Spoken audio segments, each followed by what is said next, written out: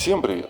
Audi Q8 e-tron 2024 модельного года вступает в совершенно иной мир электромобилей, чем когда он поступил в продажу как e-tron в 2019 году.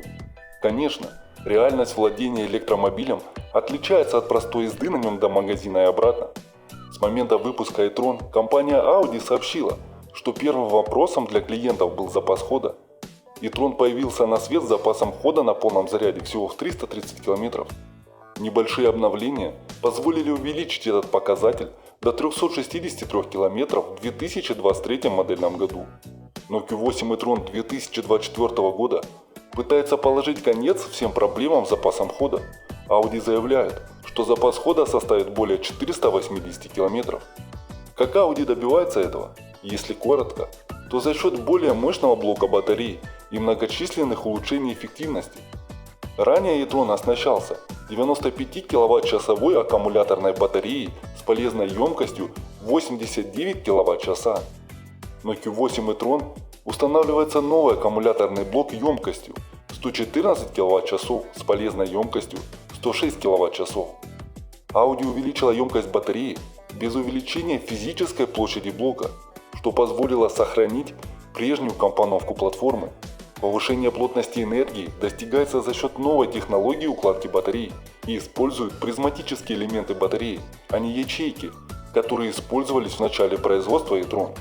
Можно ожидать увеличения запаса хода примерно на 19% только за счет более мощного блока батареи. И это еще до учета повышения эффективности, которая поможет ему преодолеть 480 км.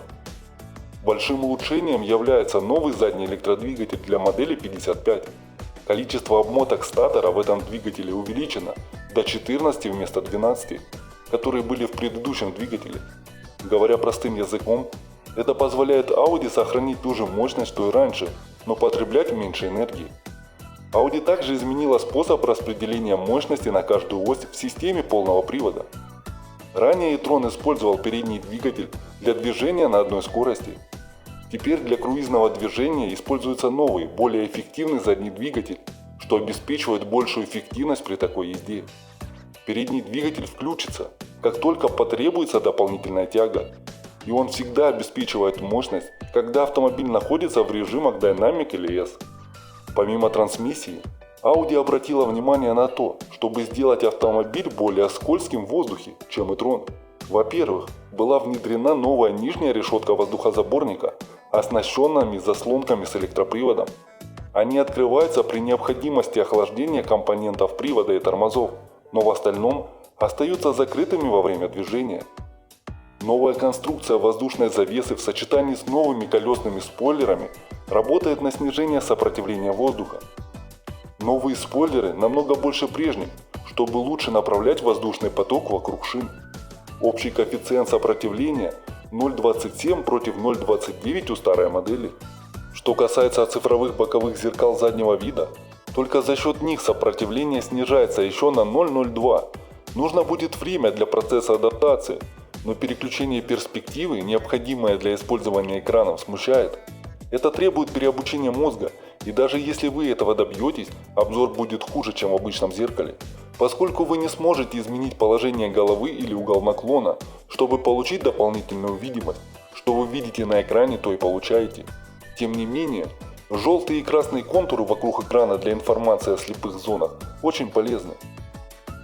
Еще одним важным моментом изменений по сравнению с e-tron является шасси и рулевое управление. e-tron казался чрезмерно тяжелым и громоздким, поэтому был проведен ряд обновлений, чтобы сделать его более маневренным и управляемым. Самое заметное изменение – это рулевое управление. Audi утверждает, что передаточное соотношение уменьшилось с 15,8 к 1 до 14,6 к 1, тем самым уменьшив усилия на руле, необходимое для изменения направления движения автомобиля. Кроме того, установлен новый и более жесткий подшипник передней оси, и это помогает улучшить обратную связь и чувство руля. В качестве последнего штриха пневматическая подвеска и система ESC полностью перенастроены, чтобы соответствовать автомобилю, который должен быстрее и резче менять направление движения. Это все небольшие изменения, но конечный результат – шаг вперед по сравнению с e-tron. Да, 408 лошадиных сил и 665 ньютон-метров крутящего момента по-прежнему призваны тащить тяжелый блок металла. Не ожидайте, что Q8 e-tron будет вести себя как Cayenne или другой спортивно ориентированный кроссовер.